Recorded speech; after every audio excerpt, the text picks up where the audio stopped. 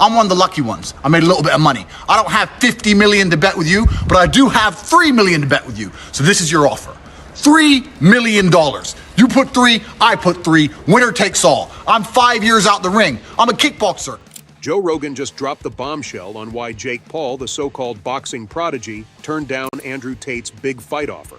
And get this, he didn't just reject the fight. Is Jake terrified of losing? Or does he only box when the odds are conveniently stacked in his favor? Seems like the only thing scripted here is his so-called career. If you want to fight and you want to send a contract, send one to me. I will take a few weeks break from living my retired life to kick the living out of a goofy, entitled dickhead like you. You know my name, Andrew Tate. Google it if you want to know more. Any day, any time. But don't worry, I'm going to break down all the reasons behind Jake's rejection, the savage call-outs from Andrew Tate, and how Joe Rogan tore into Jake's play-it-safe strategy. Buckle up, because this story is packed with drama, ego, and some hilarious truths you won't want to miss. As a boxer? Yeah, there's no doubt about it. And listen, what Jake Paul has accomplished is he's fighting old guys. Yes. He's fighting, all he fights are old guys and whatever. But listen, say what you want, he wins. And he makes money. So he's doing his thing, you know? Work.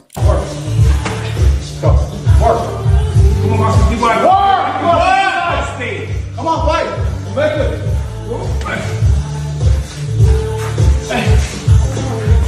20 seconds. Come on, 20 seconds to walk, Steve. Let's go. Come on, work. Work. Good. Work. 10 seconds. Work. Because Jake Paul is the man who claims to take on all challengers conveniently, and now he ducks out the moment a real test shows up. And who better to expose him than Joe Rogan and Andrew Tate? If there's a handbook on how to dodge legitimate competition while screaming about being the best, Jake Paul probably wrote it. Yeah, he'll never do that, though. He knows. He knows way. One, he's under contract. And two, he's not his own boss. And two, he won't do it. He knows better. He might and it's funny to say, like, yo, Conor McGregor is scared of Jake Paul and will never box him. When Andrew Tate, former kickboxing champion and professional button pusher, called out Jake, the internet erupted. Tate wasn't playing games. He openly challenged Jake to a fight with a $3 million bet and an anytime, anywhere ultimatum. But instead of lacing up his gloves and stepping into the ring, Jake hesitated. Not the kind of hesitation that builds suspense. It was the awkward kind that makes you wonder if he's frantically texting his PR team for an excuse. Somebody like me, he'd mentioned me before, and there'll be people out there saying, oh, Carl Froch's talking about himself, he's after a payday. Listen, I'm not after a payday. I'm doing all right. There's no problems with my finances. Then came Jake's brilliant pivot, fighting Mike Tyson. Yes, the 57-year-old retired legend who hasn't been in his prime since VHS tapes were still a thing. Jake, in his infinite wisdom, decided that boxing Tyson would be a better move than facing someone like Andrew Tate, who is not only in fighting shape but also unpredictably dangerous.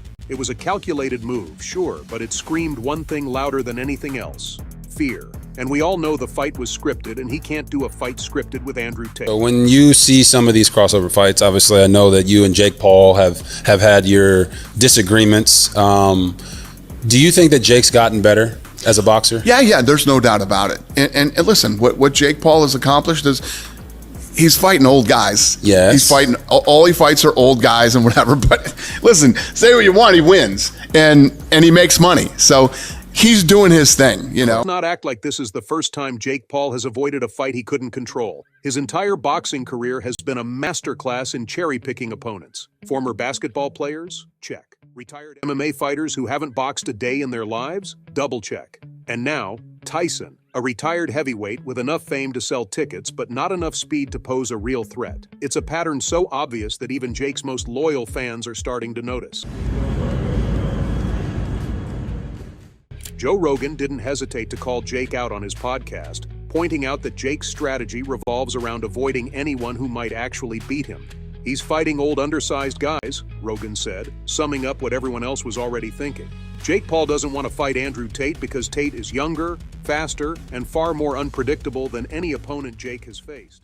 Rogan even went a step further, saying that Jake's reluctance to face Tate shows he's more interested in preserving his record than proving himself as a legitimate fighter. Two brothers, one cage.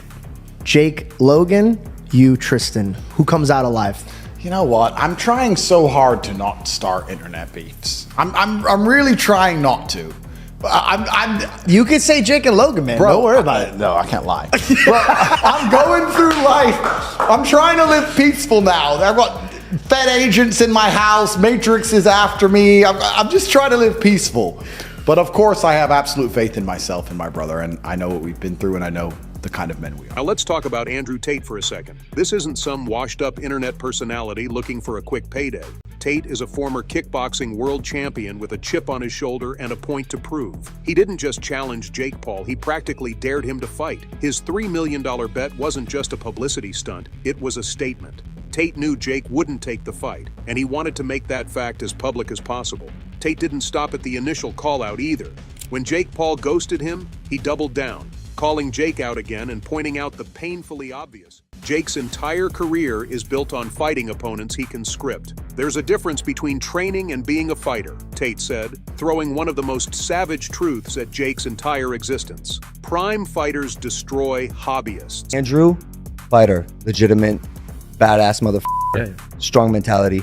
Sorry, Tristan Tate is the weak link. I say let's He got a bad shoulder. He's shaped like a gingerbread man. I don't want no beef, but that's delusion. PFO will set this up.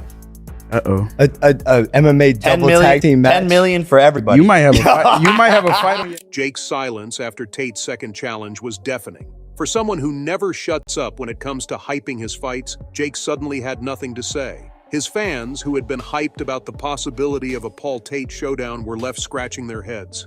And if this feels like Jake just got rocked by a verbal 1-2 combo, then slip the jab and smash that subscribe button. Because this saga is delivering more hits than Jake ever will in a real fight. Let's break it down. Jake Paul chose to fight Mike Tyson instead of Andrew Tate because Tyson is safer. Yes, Tyson is a boxing icon, but let's not ignore the fact that he's 57 years old and well past his prime. Jake knew he could control the narrative in a Tyson fight. He knew it would sell pay-per-views because of Tyson's name, not because it would be a real challenge. We all know that fight was scripted. And most importantly, he knew it wouldn't put his carefully curated record at risk. Why don't you lose to an old man who's retired? I live in the real fucking world, Jake.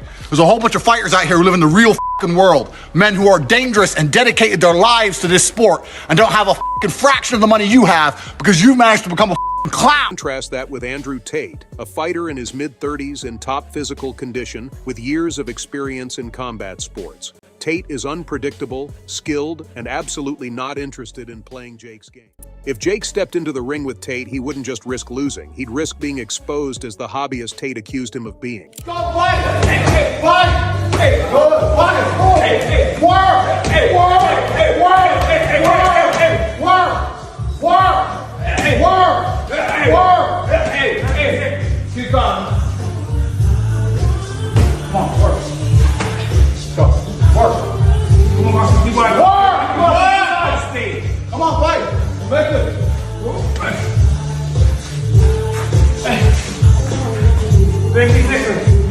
Come on, 20 seconds to walk, Steve. Let's go, let's go, let's go! Rogan once again didn't hold back when talking about Jake's decision to fight with a Tyson instead of Tate. Jake Paul doesn't want a fight he can't control, Rogan said, cutting through Jake's facade like a hot knife through butter. And he's right, Jake Paul's entire career is about control. Controlling the opponents, controlling the narrative, and controlling the spectacle. Andrew Tate represents the one thing Jake can't control, a real challenge. If Jake thought his fans wouldn't notice his dodge, he was sorely mistaken. Social media lit up with criticism, and the backlash was brutal. Fans called him a coward, a fraud, and worse. Even some of Jake's supporters admitted that his decision to avoid Andrew Tate while fighting Mike Tyson was a bad look. The internet doesn't forget, and this move might just haunt Jake for the rest of his career. The best boxer on the planet is Jake Paul. Why? I mean, who's doing it? I mean, if Mike Tyson says, let's do this, are you down? 100%. I'm gonna make Mike my girlfriend.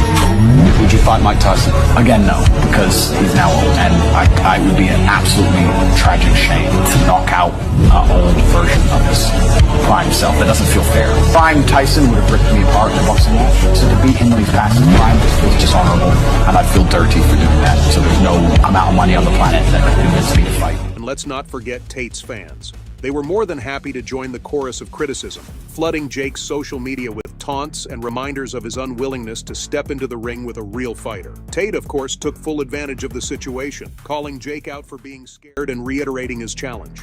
It was a masterclass in psychological warfare, and Jake had no response. I'm known as a fighter in a way that he never will be. I'm known as a fighter in the way that if you throw me in a cell with a murderer, a rapist, and 2 drug dealers, people look at me and go, okay, respect. He would have left with a higher male body count than his fiance. That's how he would have left. Joe Rogan's comments added fuel to the fire. Rogan didn't just expose Jake's strategy, he completely dismantled it. He's avoiding young, competitive opponents, Rogan said, and it's hard to argue with that assessment. Every opponent Jake has faced so far has either been out of their prime, out of their weight class, or out of their depth. Fighting Andrew Tate would have been a chance for Jake to silence his critics and prove he's more than just a YouTuber with a decent punch. Instead, he chose the easy way out, and Rogan wasn't about to let him off the hook. Jake Paul's decision to reject Andrew Tate's fight offer has done more than just damage his reputation. It's exposed the core weakness in his entire brand. For years, Jake has built his career on the illusion of being a fearless competitor, but this saga has shattered that image. Fans now see him for what he is, a businessman more interested in selling fights than proving himself as a boxer. Jake Paul can fight. It's not like Jake Paul can't fight. Yeah. Jake Paul just won't fight anybody. And then there's the looming question. Where does Jake go from here? Does he keep dodging real opponents and risking further backlash? Or does he finally step up and face someone like Andrew Tate? The longer he avoids fighters like Tate, the more his reputation will suffer. Andrew Tate and Joe Rogan have exposed Jake Paul in a way that no opponent ever has. They've revealed the cracks in his armor, and now the whole world is watching. Jake can keep pretending he's the future of boxing, but as long as he keeps avoiding real challenges, that narrative will crumble. His empire of hype and half-truths is on shaky ground, and unless he changes course, it's only a matter of time before it collapses entirely.